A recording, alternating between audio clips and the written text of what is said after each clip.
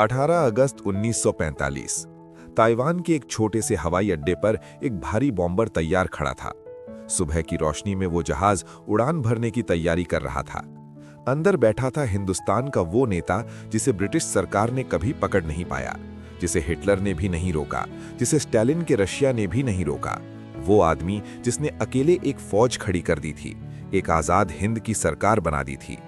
जहाज ने उड़ान भरी और फिर कुछ सेकंड्स में सब कुछ खत्म हो गया, क्योंकि आज तक 80 साल बाद भी हिंदुस्तान के पास इसका जवाब नहीं है। 3 सरकारी जांच कमेटियां, 100 से ज्यादा गवाह, देशों की खुफिया फाइलों की जांच, और फिर भी नेताजी सुभाष चंद्र बोस की मौत का रहस्य आज भी जिंदा है। लेकिन ये सिर्फ एक रहस्य की कहानी नहीं है, ये उस आदमी की कहानी है जिसने आजादी के लिए वो किया जो किसी ने सोचा भी नहीं था। बैठे रहिए, ये कहानी सुनने के बाद आप नेताजी को हमेशा के लिए याद रखेंगे। आज मैं आपको नेताजी की वो पूरी कहानी सुनाऊंगा, वो कहानी जो स्कूल के टेक्स्ट बुक्स ने कभी पूरी नहीं बताई। कैसे एक रात अंधेरों में अपने ही घर से भाग गए ब्रिटिश सरकार की नाक के नीचे से, कैसे जर्मन सबमरीन में बैठकर दुनिया का चक्कर काटा आजादी की तलाश में, कैसे 45,000 लोगों की एक फौज खड़ी कर दी सिर्फ अपनी आवाज से, और फिर 18 अगस्त 1945 के बाद वो आखिर कहां गए। जवाब मैं दूंगा, लेकिन पहले शुरुआत से चलते हैं, क्योंकि नेताजी को समझना है तो पहले समझना होगा वो कहां से आए थे। कौन थे नेताजी? शुरुआत 23 जनवरी 1897 कटक उड़ीसा में जानकीनाथ बोस के घर एक बेटा पैदा हुआ। नाम रखा गया सुभाष चंद्र बोस। बाप एक रिस्पेक्टेड वकील थे। घर में पढ़ने लिखने का माहौल था। सुभाष बचपन से ही अलग थे, तेज दिमाग, तेज जज्बा, और एक अजीब सी बात, अंदर से हमेशा एक आग। आईसीएस का इम्तिहान और वो एक फैसला। सुभाष इतने तेज थे कि उन्होंने इंडियन सिविल सर्विस का इम्तिहान दिया लंदन में और पास कर लिया। आईसीएस मतलब ब्रिटिश सरकार की सबसे प्रेस्टिजियस नौकरी, सफेद कॉलर, बड़ी सैलरी, इज्जत, सुरक्षा, हर इंडियन बाप का सपना। लेकिन सुभाष ने वो नौकरी ठे कर दी। क्यों? क्योंकि उनसे ब्रिटिश सरकार की तानाशाही मानी नहीं जाती थी। वो एक ऐसे सिस्टम की सेवा नहीं कर सकते थे जो उनके ही देश के लोगों को गुलाम बना के रखा था। उन्होंने आईसीएस छोड़ी, वापस हिंदुस्तान आए और आजादी की लड़ाई में कूद पड़े। महात्मा गांधी के साथ काम किया, कांग्रेस में आगे बढ़े। 1938 और 39 में कांग्रेस के प्रेसिडेंट चुने गए। हिंदुस्तान का सबसे बड़ा नेता वो बन चुके थे, सिर्फ 40 साल की उम्र में। गांधी से टकराव, एक अलग रास्ता, लेकिन अंदर कुछ था जो गांधी जी से बिल्कुल अलग था। गांधी जी मानते थे अहिंसा से आजादी मिलेगी, शांति से, सत्याग्रह से। सुभाष मानते थे ब्रिटिश सिर्फ तब जाएंगे जब उन्हें फोर्स का डर होगा। दोनों गलत नहीं थे, दोनों ने अपनी अपनी राह चुनी, लेकिन दोनों एक साथ नहीं चल सकते थे। 1939 में सुभाष ने कांग्रेस प्रेसिडेंट की कुर्सी छोड़ी, नया संगठन बनाया, फॉरवर्ड ब्लॉक, और ब्रिटिश सरकार उन्हें खतरनाक समझने लगी। 1940 में उन्हें घर में नजरबंद कर दिया गया, हाउस अरेस्ट, कलकत्ता के एल्गिन रोड वाले घर में।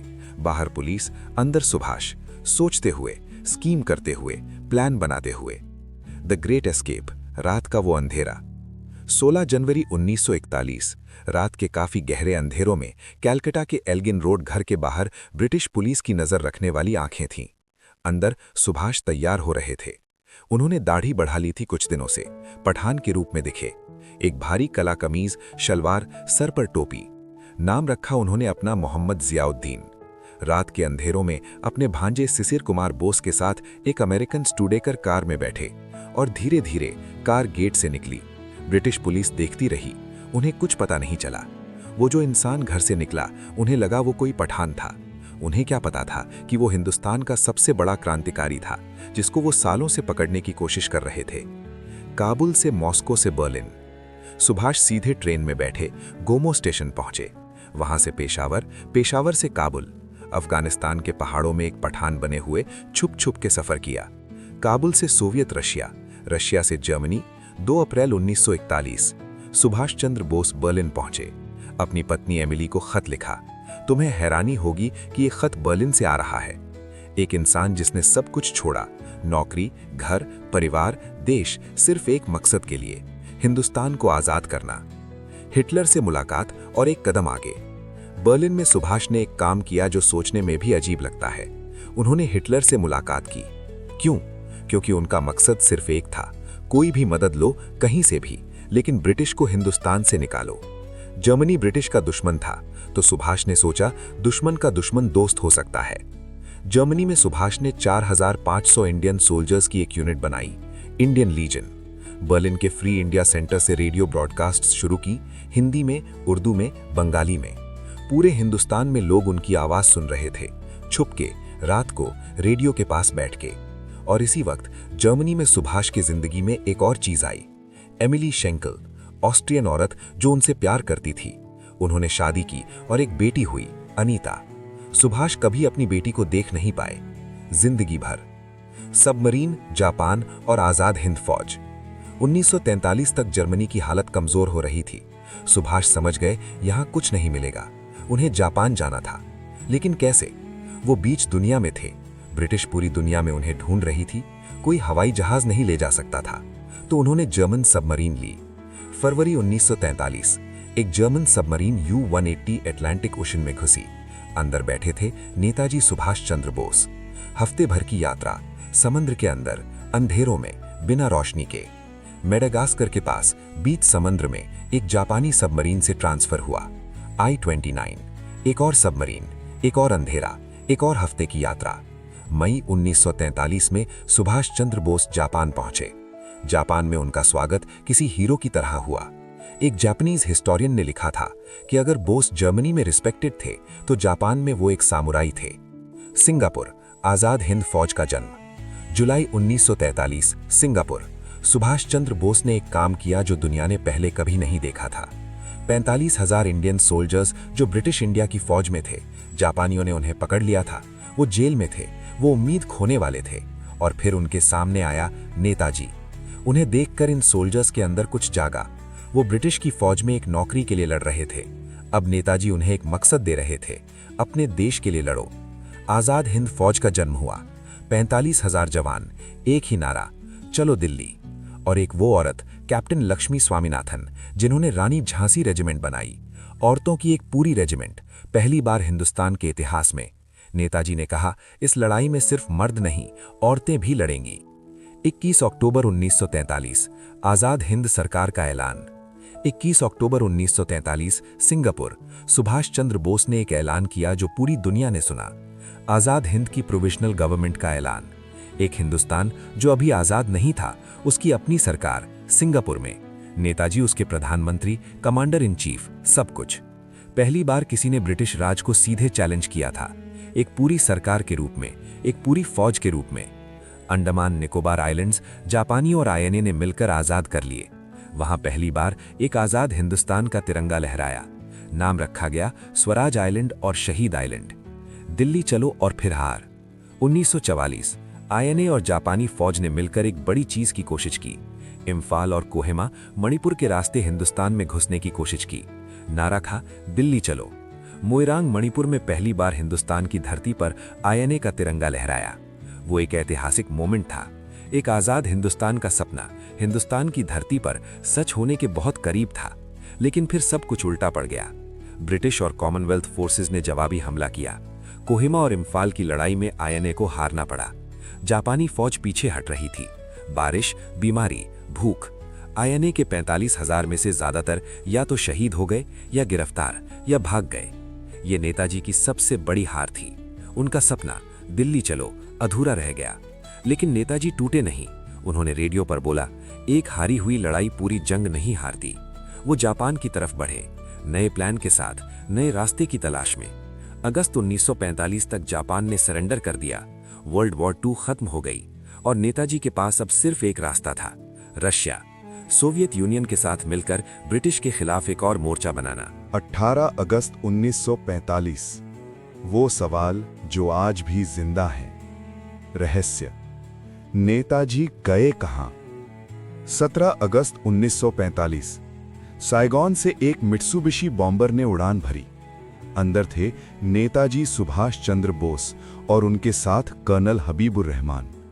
मंजिल थी टोक्यो, रास्ता था ताइवान के ताइपई हवाई अड्डे से होके। 18 अगस्त 1945, ताइपई एयरपोर्ट। जहाज ने दोबारा उड़ान भरी, ताइपई से टोक्यो की तरफ। कुछ सेकंड्स बाद एक प्रोपेलर ब्लेड टूटा, इंजन गिरा और जहाज उड़ान भरते ही जमीन पर गिरा। आग, धुआं, खत्म। पायलट, को पायलट और जापानीज जनरल शिडेई सब वहीं खत्म हो गए। हबीबुर रहमान जख्मी हुए लेकिन जिंदा। और नेताजी, वो जहाज से बाहर निकले लेकिन उनके कपड़े पेट्रोल से भीग गए थे। आग ने उन्हें अपनी लपेट में ले लिया। 3 दर्जे के जलन के जख्म। ननमोन मिलिट्री हॉस्पिटल पहुंचाए गए। वहां 6 घंटे इलाज हुआ। डॉक्टर योशिमी और उनकी टीम ने पूरी कोशिश की। रात 9 से 10 बजे के बीच नेताजी कोमा में गए और वो वापस नहीं आए। लेकिन यही वो सवाल है, क्या वाकई यही हुआ? क्योंकि नेताजी की डेथ का कोई फोटो नहीं लिया गया, कोई डेथ सर्टिफिकेट नहीं बनाया गया। उनके बाकी ऑफिसर्स जो सिंगापुर में थे, उन्होंने कभी कोई लाश नहीं देखी। उनके भाई सुरेश चंद्र बोस ने सरकारी कमेटी के मेंबर होते हुए जवाब देने से इनकार कर दिया। उन्होंने कहा, मैं इस रिपोर्ट पर साइन नहीं करूंगा, कोई प्रूफ नहीं है। नेहरू खुद ने पहले कहा, मुझे नहीं लगता बोस की मौत की खबर सच है। बाद में वो बदल गए। क्यों? कोई नहीं जानता। 3 थ्योरीज, आप डिसाइड करें। Theory 1, plane crash, official version. Bose 18 August 1945 को ताइवान में प्लेन क्रैश के बाद जख्मों से मिले। उनकी राख टोक्यो के रेनकोजी टेम्पल में रखी है। Japanese government, British reports, Shahnawaz committee सब इसका समर्थन करते हैं। थ्योरी 2, सोवियत रशिया में कैद। कुछ लोग मानते हैं कि बोस रूस पहुंचे सोवियत यूनियन से मदद मांगने, लेकिन स्टालिन ने उन्हें कैद कर लिया क्योंकि वो एक खतरनाक नेशनलिस्ट नेता थे। 1945 में रेडियो ब्रॉडकास्ट आए जिसमें कोई कह रहा था, मैं सुभाष चंद्र बोस बोल रहा हूं, जय हिंद। क्या वो सच में नेताजी थे? कोई नहीं जानता। थ्योरी 3, फैजाबाद में साधु। हिंदुस्तान में एक थ्योरी है, नेताजी छुप के वापस आए एक साधु के भेष में। फैजाबाद उत्तर प्रदेश में एक साधु थे, गुमनामी बाबा। लोग कहते हैं वो नेताजी थे। उनके पास फोटोज थे, INA के डॉक्यूमेंट्स थे। 1985 में उनका इंतकाल हुआ। उनकी पहचान आज भी एक रहस्य है। 2005 में क्या हुआ? 2005 में मुखर्जी कमीशन ने एक रिपोर्ट दी। कहा, रेनकोजी टेम्पल की राख नेताजी की नहीं है। कहा, 1945 में प्लेन क्रैश में उनकी मौत का कोई फोरेंसिक प्रूफ नहीं। हिंदुस्तान सरकार ने यह रिपोर्ट मानने से इनकार कर दिया। क्यों? ये सवाल आज भी जवाब का इंतजार कर रहा है। 2024 में भी जब RTI डाली गई, सरकार ने कहा, नेताजी का इंतकाल 18 अगस्त 1945 को ताइवान में प्लेन क्रैश में हुआ। एक लाइन का जवाब, 80 साल पुरानी मिस्ट्री का। सबसे बड़ी सीख तो आखिर नेताजी की कहानी क्या सिखाती है? एक इंसान जिसने ICS पास की, ब्रिटिश इंडिया की सबसे बड़ी नौकरी, और छोड़ दी। एक इंसान जिसने अपना घर, अपना परिवार, अपनी पत्नी, अपनी बेटी सब छोड़ दिया। एक इंसान जो जर्मन सबमरीन में बैठा, जापानीज सबमरीन में बैठा, दुनिया घूमा सिर्फ एक सपने के लिए, आजाद हिंदुस्तान। क्या उनकी हार गई? नहीं। नेताजी ने कुछ ऐसा किया जो किसी और नेता ने नहीं किया। उन्होंने पूरी दुनिया को दिखाया कि हिंदुस्तान लड़ सकता है। एक पूरी फौज खड़ी कर दी, एक पूरी सरकार बना दी। ब्रिटिश को पहली बार एहसास हुआ, ये देश सिर्फ बात नहीं करेगा, ये लड़ सकता है। इतिहासकार मानते हैं INA के ट्रायल्स ने हिंदुस्तान में जो फायर जलाई, उसने 1947 की आज़ादी को तेज किया। रॉयल इंडियन नेवी का म्यूटिनी जो INA के बाद हुआ, उसने ब्रिटिश को सच्ची में हिला दिया। नेताजी वो आज़ादी खुद नहीं देख पाए, लेकिन उनकी वजह से आज़ादी आई। आज इंडिया गेट के सामने उनकी मूर्ति है। कोलकाता के एयरपोर्ट का नाम है नेताजी सुभाष चंद्र बोस इंटरनेशनल एयरपोर्ट। हर साल 23 जनवरी को पराक्रम दिवस मनाया जाता है। एक आदमी, एक मकसद, एक आग, जिसने पूरी दुनिया घूमी सिर्फ इसलिए कि अपना देश आजाद हो सके। तुम मुझे खून दो, मैं तुम्हें आजादी दूंगा। नेताजी ने वो वादा निभाया अपने खून से। तो ये थी नेताजी सुभाष चंद्र बोस की कहानी।